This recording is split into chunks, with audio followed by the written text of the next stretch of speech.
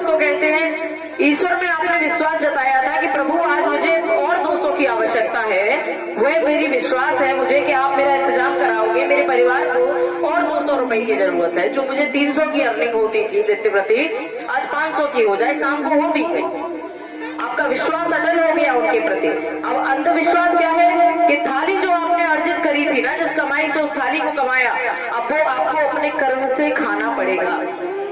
कर्म करोगे, जब तक निवाला नहीं तोड़ोगे, मुखार में जब तक नहीं ले जाओगे, अपने मुंह तक नहीं ले जाओगे, जब तक इस चक्की को चलाओगे नहीं, तब तक क्या वो पेट में जाएगा? नहीं जाएगा ना। तो ये आपका विश्वास है। अंधविश्वास इसे कहेंगे, हे प्रभु आपकी कृपा से मेरे पास थाली आ गई, अब ये सामने रखिए, मेरा पेट भर जाएगा।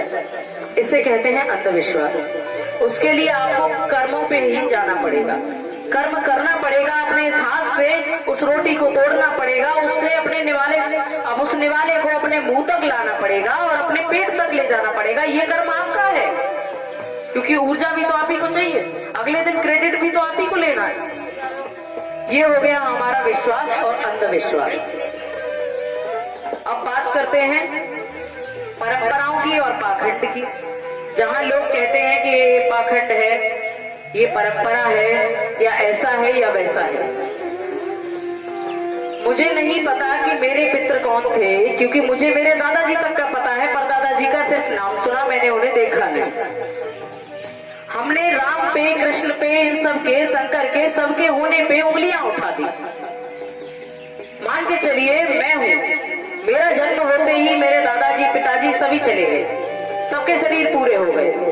कुछ कारण ऐसा हुआ कि मुझे उनके बारे में जानने की आवश्यकता नहीं हुई।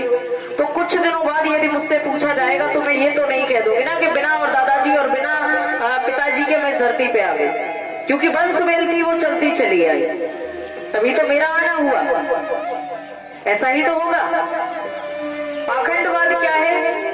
पाखंडवाद ये है कि मैंने यहाँ गलती से एक ईंट रख दी और उस पर गलती से सिंदूर लगा दिया, और सिंदूर लगा के मैं वहां से निकल गई। एक अगला व्यक्ति आया, उसने उस पे दीपक चढ़ा दिया, दीपक जला दिया, और वही आगे चल के आपके अखंड पीठाधीश्वर बन के हुए स्थान पूजने लग गया कि ये सिद्ध पीठ है। ये पाखंड हो गया। क्या जिन चित्रकारों ने, जैसे ये हमारे पीछे हमारे विष्णु जी की जो प्रतिमा है, जो चित्र स्थापित है, क्या इस चित्रकार ने विष्णु जी को देखा था? नहीं देखा।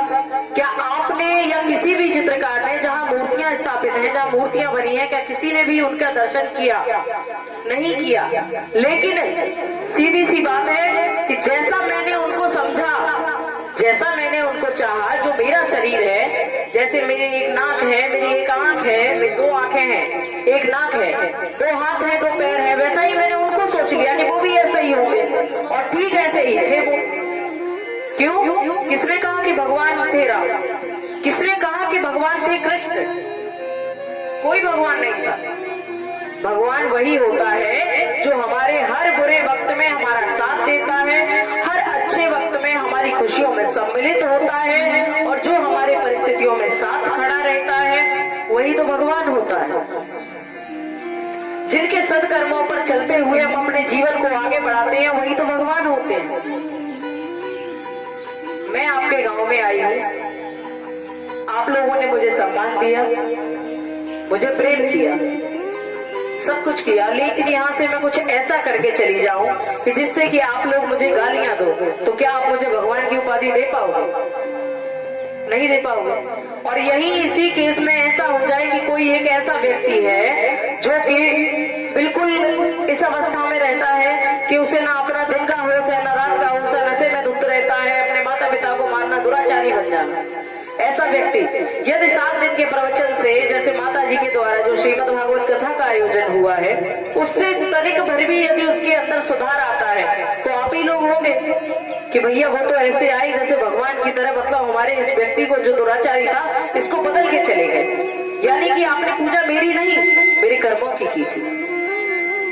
माता जी की पूजा नहीं की थी आपने उनके कर्मों की, उनके गुणों की पूजा की थी। ठीक वैसे ही हमने राम को भगवान नहीं माना, हमने उनके कर्मों को, उनके आचरण, उनके सदाचरण को, उन्हें भगवान माना। उन्हीं के अंदर हमने अपनी श्रद्धा दिखाई, उन्हीं के अंदर अपनी आस्था दिखाई। कुछ लोग कहते हैं कि किसने लिखे पुराण, क्या है पुराण, उन्हें माने ना माने, बहुत सारी ऐसी बातें की जाती हैं। मत मानो ना, क्यों मानते? 4 युग हुए थे आपके, सत्युग, त्रेता, द्वापर, कलयुग। हम लोग किसमें हैं? कलयुग में। कलयुग यानी कि आज की बात को कल पे टाल देना, लेकिन मैं इसे कर्म युग कहती हूँ। भैया सीटी दे रहा है। मैं इसे कर्म युग कहती हूँ, क्योंकि जितना हम कर्म करते हैं उतना ही तो हमें प्राप्त होता है। यही कर्म युग होता है।